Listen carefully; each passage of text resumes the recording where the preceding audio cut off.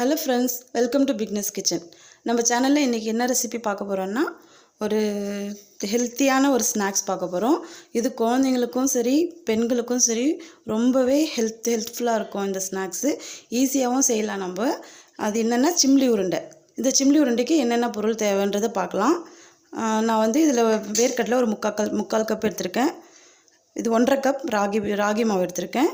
வெல்லம் கொஞ்சம் எக்ஸ்ட்ரா எடுத்திருக்கேன். இது 3/4 கப்புனா இது 1 கப் எடுத்திருக்கேன். ஏன்னா இதுக்கும் வெல்லம் ராகி மாவுக்கும் வேர்க்கடலைக்கும் கொஞ்சம் எக்ஸ்ட்ரா ஆகுன்றதுனால வெல்லம் கொஞ்சம் எக்ஸ்ட்ரா எடுத்திருக்கேன். இது இப்போ எப்படி செய்ய போகிறதுன்னு பார்க்கலாம் வாங்க. இந்த ராகி மாவுக்கு தேவையான கொஞ்சமாக சால்ட் போட்டுக்கலாம். இது வந்து வெல்லத்திலே சால்ட் நம்மளுக்கு இருக்கும் நிறையவே.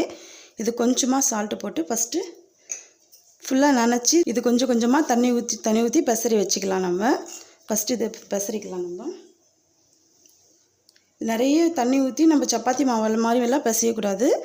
லைட்டாக இந்த மாதிரி கொஞ்சம் அகலமான பாத்திரம் எடுத்துக்கோங்க. அதில் கொஞ்சம் கொஞ்சமாக தண்ணி இறச்சி பிசையணும். இதில் முக்கியமான விஷயம்னா இது மட்டும்தான். இது கொஞ்சம் கஷ்டமாக தான் இருக்கும்.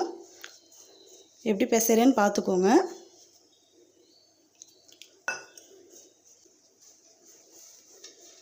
இதை கொஞ்சம் நம்ம பொறுமையாக பண்ணிட்டோம்னா அதுக்கப்புறம் ரொம்ப ஈஸி இந்த ஸ்நாக்ஸ் செய்கிறதுக்கு.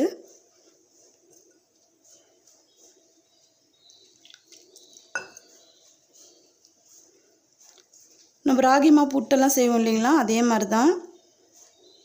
ஃபஸ்ட்டு நனைச்சிட்டு அதுக்கப்புறம் நம்ம ஒரு இட்லி பாத்திரத்தில் வேக வைக்கணும். அதை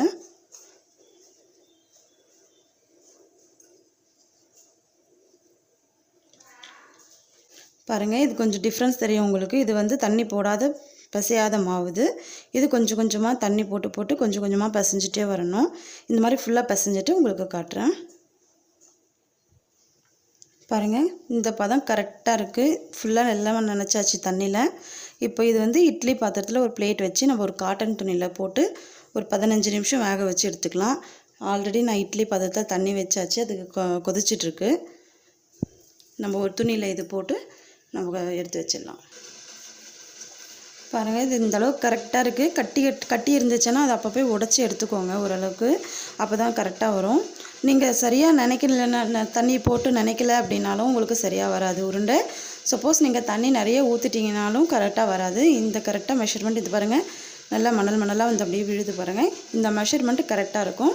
இப்போ நம்ம இந்த மாதிரி ஒரு இட்லி பிளேட்டில் ஒரு காட்டன் துணியை நனைச்சி எடுத்துக்கோங்க. நனைச்சிட்டு இந்த மாதிரி போட்டுட்டு இதில் மாவு கொட்டி நம்ம இட்லி பாத்திரத்தில் வேக வைக்க போகிறோம்.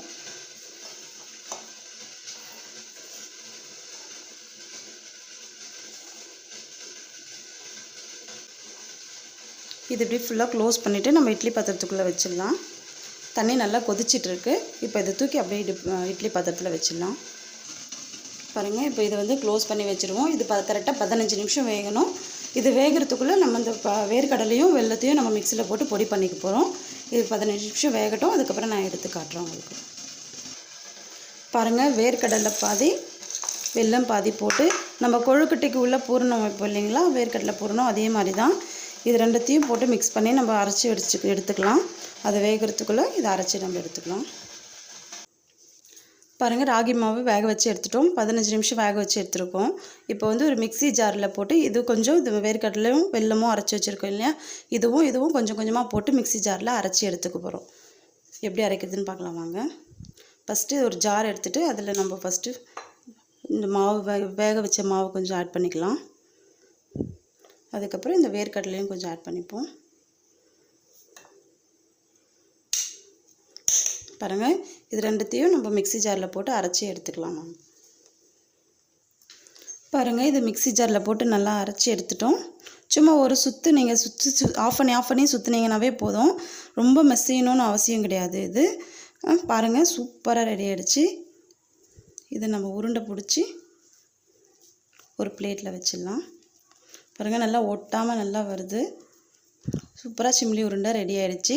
இது ஈவினிங்கில் நீங்கள் குழந்தைங்க வரத்துக்கு முன்னாடி ஒரு 1/2 அன் ஹவர் வேலை தாங்க. இது அடிக்கடிக்கு செஞ்சு கொடுங்க. ரொம்பவே ஹெல்த்தியான ஸ்நாக்ஸ் இது. உங்கள் குழந்தைங்க ரொம்ப விரும்பி சாப்பிடுவாங்க. வெல்லம் வேர்க்கடலை எல்லாமே உங்களுக்கு உடம்புக்கு நல்லது தான். நம்ம கடையில் வாங்கி சாப்பிட்றத விட இது நம்ம வீட்டிலையே செஞ்சு உங்கள் குழந்தைங்களுக்கு கொடுங்க. பாருங்கள், சூப்பராக ரெடி ஆகிடுச்சு. இதை நம்ம உங்களுக்கு பிளேட்டில் வச்சுட்டு காட்டுறேன் நான் மொத்தமாக. பாருங்கள், சிம்லி உருண்டை ரெடி ஆகிடுச்சு. ரொம்பவே ஈஸியாக செஞ்சிடலாம் இது. எனக்கு இது செஞ்சு பார்த்துட்டு எனக்கு கமெண்ட்ஸ் பண்ணுங்கள். என் சேனல் பிடிச்சிருந்தா சப்ஸ்கிரைப் பண்ணுங்கள், பெல் ஐக்கானை கிளிக் பண்ணுங்கள். இன்னொரு நாள் இன்னொரு ரெசிபியில் நான் சந்திக்கிறேன். ஓகே, பாய்.